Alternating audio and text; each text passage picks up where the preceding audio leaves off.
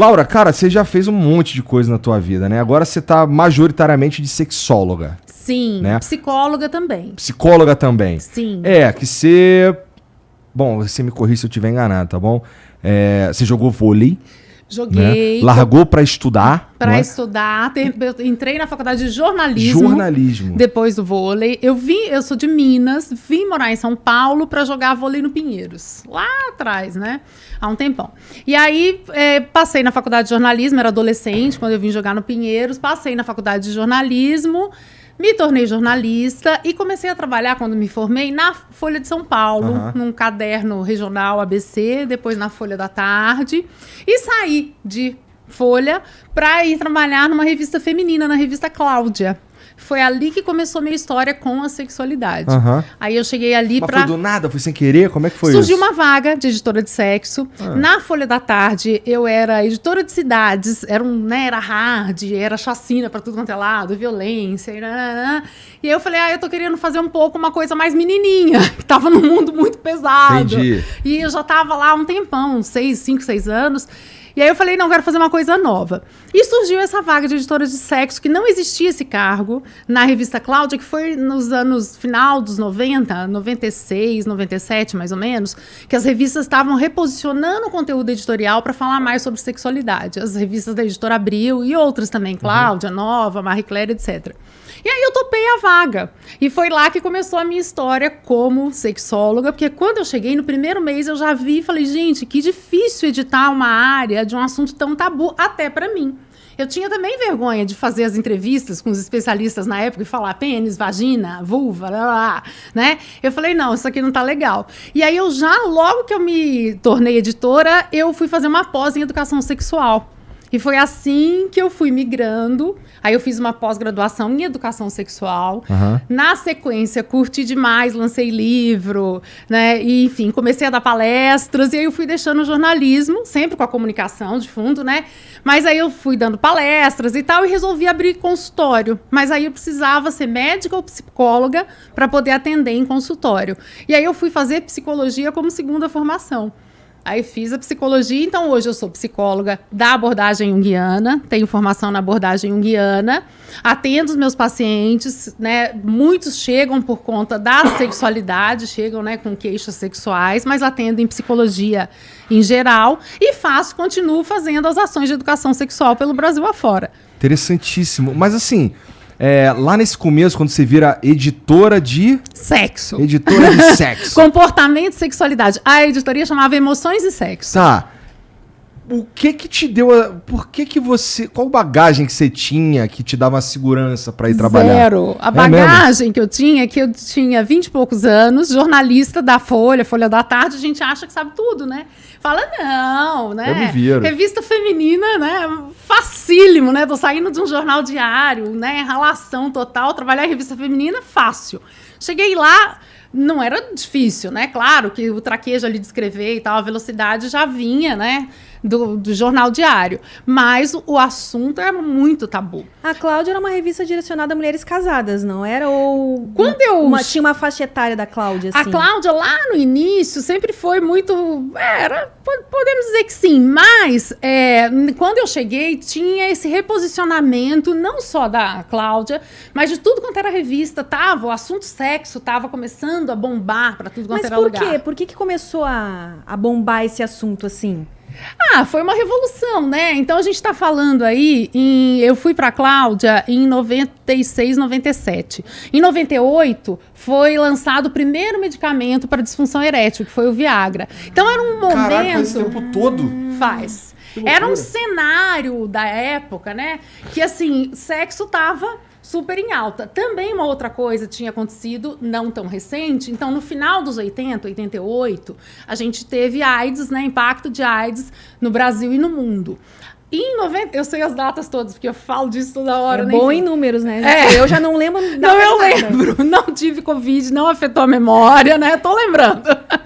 Mas em 97 foi a primeira campanha que a gente teve nacional sobre enfrentamento de AIDS, né? Então foi a primeira campanha com o Ministério de Saúde, etc. Então a educação sexual começou a ser sugerida em escolas em 97. Então era uma época em que tudo, a sociedade como um todo, estava olhando, num primeiro momento, de uma forma bastante educativa. Então, é sugestão dos parâmetros curriculares nacionais desde 97 e ainda não aplicado em todas as escolas, hoje, em 2023, né, olha quanto tempo, que o tema sexualidade seja transversal no ensino, ou seja, que apareça nas variadas disciplinas a partir dos 6, 7 anos de idade, que é quando a criança começa ali, né, seu estudo, né, nas escolas, e não quer dizer que vai falar sobre sexo, a trans em si, com 6 anos de idade. Então tem muita desinformação nisso, né? Conhecimento de corpo, né? Vai falar sobre sexualidade, que é um jeito de ser no mundo, né? A sexualidade pode incluir o sexo, a vivência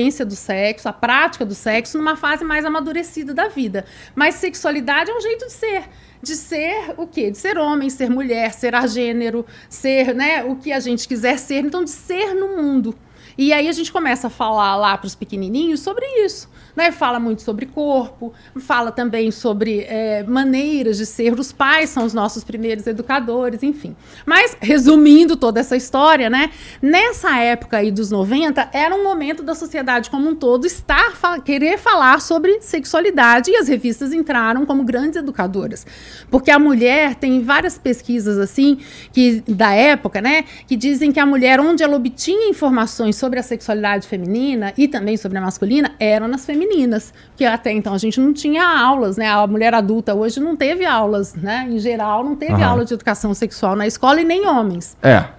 Então, lá no passado, né, as femininas ocuparam essa lacuna aí, e depois outras coisas foram surgindo, né?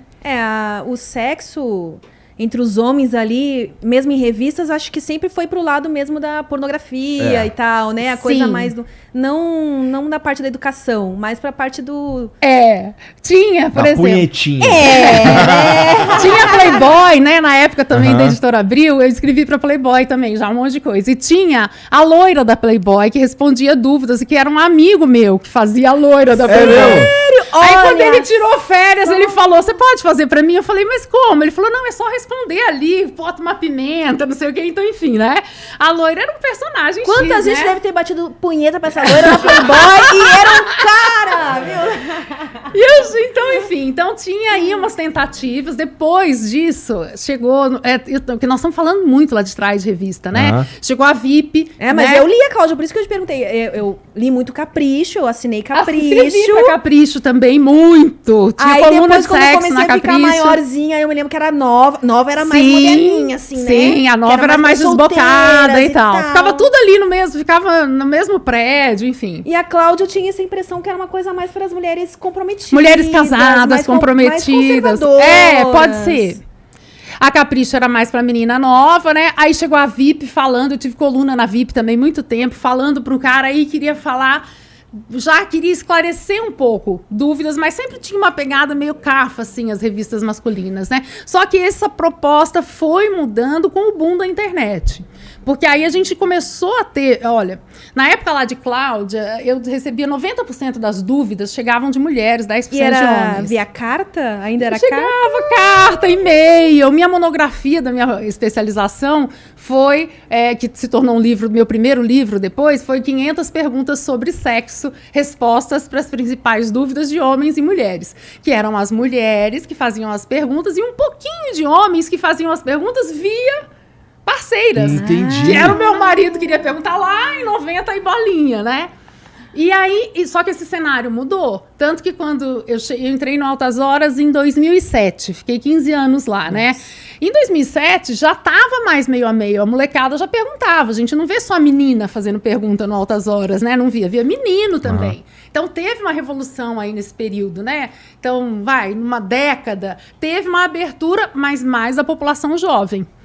Esse movimento aí de se abrir a falar, não, tenho dúvida também, quero saber também e tal, começou com a molecada, porque o homem adulto sempre se esperou, né, a sociedade muito repressora, sempre esperou que a mulher fosse quase virgem, né, e o homem fosse o garanhão, né? Então essas cobranças aí que vêm de séculos fazem com que o adulto fique engessado ali num papel, né, que hoje está bem mudado, mas a gente ainda carrega esses resquícios, né? Dá pra ver claramente quando o cara fala, pô, meu amigo... quer saber não sei o quê. E por aí vai, né? E também tem o lance de, pô, tá todo mundo vendo, né, cara? O troço tá na televisão. Então é melhor falar que foi meu amigo, não sei o quê. É muito divertido, né? Cara, assim, o mais impagável é a tua cara. Mas, cara, tá bom, tá ligado. Essa cara. Sei.